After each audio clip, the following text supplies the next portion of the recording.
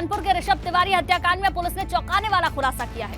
Police ने दावा किया कि ऋषभ की पत्नी सपना ने ही प्रॉपर्टी हड़पने के लिए ऋषभ की हत्या की थी।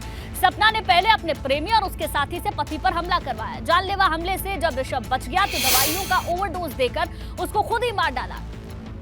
वहीं पुलिस ने सनपा के साथ इस साजिश में शामिल तीनों आरोपियों को गिरफ्तार कर लिया है। दरअसल 27 नवंबर को जब ऋषभ अपने दोस्त मनीष के साथ एक शादी समारोह में शिरकत करने के लिए गया था तो लौटते वक्त उस पर अचानक से जानलेवा हमला हुआ। घायल ऋषभ को एक निजी अस्पताल में भर्ती कराया गया है। हालत सुधरने पर 1 दिसंबर को अस्पताल से डिस्चार्ज कर दिया गया।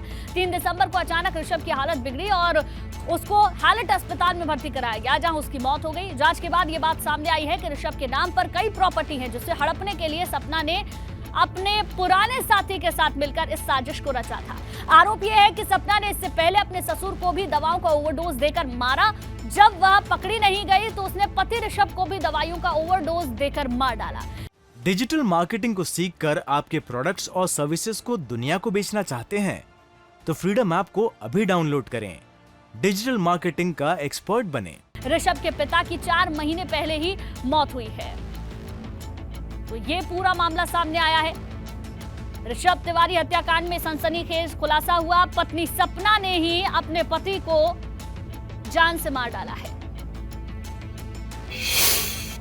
मृतक की पत्नी सपना का एक पुराना दोस्त जिसका नाम राज कपूर गुप्ता था, जिसके साथ ये एक साथ पढ़ती थी और इन दोनों के बीच घनिष्ठ संबंध थे, उनके द्वारा मिलके ये प्लान बनाया गया कि ऋषभ को रास्ते से हटाया जाए ताकि वो लोग फिर से एक साथ ज़िंदगी जी सके। राज कपूर गुप्ता के द्वारा अपने एक साथी के साथ मिलकर ऋषभ के ऊपर 27 तारीख की रात में चकरपुर में एक शादी में जब ऋषभ गया हुआ था उसके पश्चात उस पर हमला किया गया, जिसमें ऋषभ घायल हो गया था। ऋषभ अपने घर पे ठीक हो गया तो पड़ोस के एक सत्येंद्र यादव है जिनका एक मेडिकल स्टोर है और उसका भी सपना के साथ उसकी भी दोस्ती प्रकाश में आई है। उसके साथ सपना ने मिलके ये प्लान बनाया कि इसको कुछ ऐसी दवाई या कोई इंजेक्शन हमारे द्वारा दिया जाए जिससे इसके जो ऑर्गन्स है वो फेल हो जाए, और उनके द्वारा मिलके ऋषभ को एक जहरीला इंजेक्शन ऐसा दिया गया है इसमें ऋषभ के अंदर के ऑर्गन्स संभवतः फेल हो गए।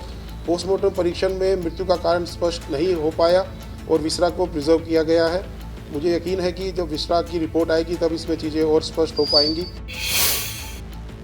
तो आपने सुना कि पूरा घटनाक्रम किस तरीके से हुआ है और किस तरीके से पुलिस के जो अधिकारी थे उन्होंने आपको बताया कि कैसे जो महिला है उसने अपने पति और पिता की साजिश की पूरी ये हत्या को वारदात को अंजाम दिया है। वहीं कानपुर के ऋषभ हत्याकांड का पुलिस ने खुलासा कर दिया। इस हत्याकांड से जुड़ी 4 तस्वीरें सामने आई है। वो चारों तस्वीरें इस वक्त आपकी टेलीविजन स्क्रीन पर है। सबसे अहम बात यह है कि पत्नी पर ही ऋषभ तिवारी की हत्या का इल्जाम लगा है। ये वही सपना तिवारी है जिसे आप इन तस्वीरों के जरिए देख रहे हैं। हत्या के आरोप में सपना के जो 3 साथी गिरफ्तार हुए हैं ये वही तीनों हैं। इससे भी बड़ी बात तो यह है कि पुलिस जांच जब की गई तो पति ऋषभ की हत्या से पहले सपना पर अपने ससुर को भी दवाओं का ओवरडोज देकर मारने का इल्जाम है और बिल्कुल इसी तरीके से उसने अपने पति को भी मौत के घाट पर उतारा है। तो पूरे घटनाक्रम से जुड़ी ये 4 तस्वीरें आप देख रहे हैं। इस पूरे हत्याकांड में खुलासा हुआ है कि सपना ने ही अपने पति और उसके ठीक 4 महीने पहले अपने ससुर की हत्या की थी। तो हसीन चेहरे की खौफनाक साजिश क्या है, ग्राफिक्स के जरिए जरा आपको समझाते हैं। कानपुर से एक हैरान करने वाला मामला यहाँ पर सामने आया है, जहाँ प्रेमी से शादी करने के लिए पत्नी ने बड़ी साजिश को अंजाम दिया। करोड़ों की प्रॉपर्टी हड़पने के लिए पति की हत्या कर दी। महिला पर पहले अपने ससुर की हत्या का भी आरोप लग रहा है और दोनों हत्या एक ही तरीके से की गई है। ससुर को दवाओं का ओवरडोज देकर हत्या की गई और 4 महीने पहले की ये पूरी घटना है और बिल्कुल उसी तरीके से अपने पति को भी मौत के घाट सपना ने उतार दिया। ससुर की हत्या के बाद पति की हत्या का आरोप लग रहा है। पति की हत्या के लिए 3 लाख की सुपारी देने का आरोप भी सपना के ऊपर लगा है। पति हमले के बाद 5 दिन अस्पताल में भर्ती रहा। पत्नी पर दवाओं का ओवरडोज देने का आरोप लगा है और जब ससुर की मौत हुई थी तो यही आरोप लग रहा था कि ससुर को भी ओवरडोज दिया गया है। दवा की ओवरडोज देने से ऋषभ तिवारी की मौत हो गई।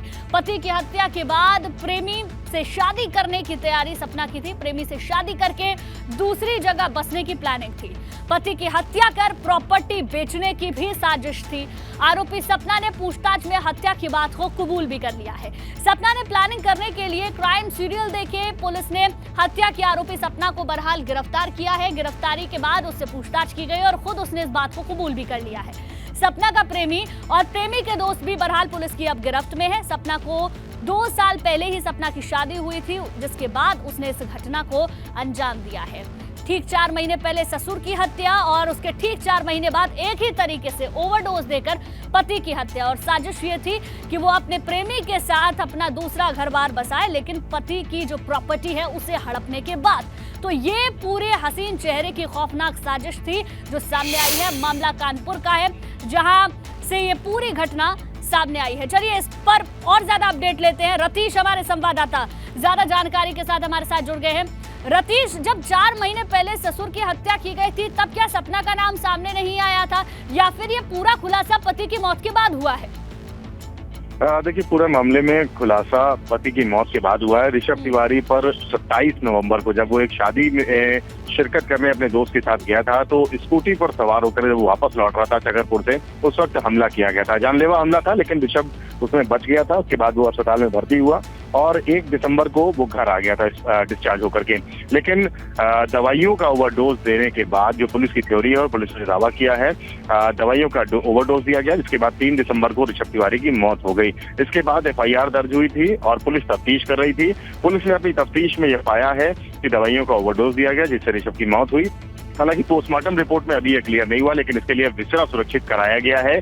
जो पत्नी सपना है और जो साथी हैं उसके राज कपूर गुप्ता, उन्होंने पूछताछ में जरूर इस बात को कबूला है और उसके बाद ही पुलिस ने इस बात का खुलासा किया है। एक तथ्य और ये निकल के आया है कि 4 महीने पहले जब ऋषभ के पिता की मौत हुई थी, उस वक्त भी ऐसी हरकत की गई थी जिससे उसकी ऋषभ के पिता की भी मौत हुई थी। लेकिन काफी ही ये सनसनीखेज मामला कहा जा सकता है। इस पूरे मामले में आगे कार्रवाई किस तरीके से होती है? बहुत बहुत शुक्रिया पूरी जानकारी के लिए आपका।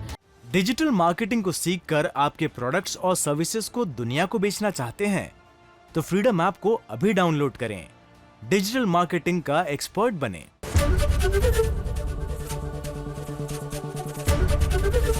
ABP गंगा, खबर आपकी, जुबान आपकी।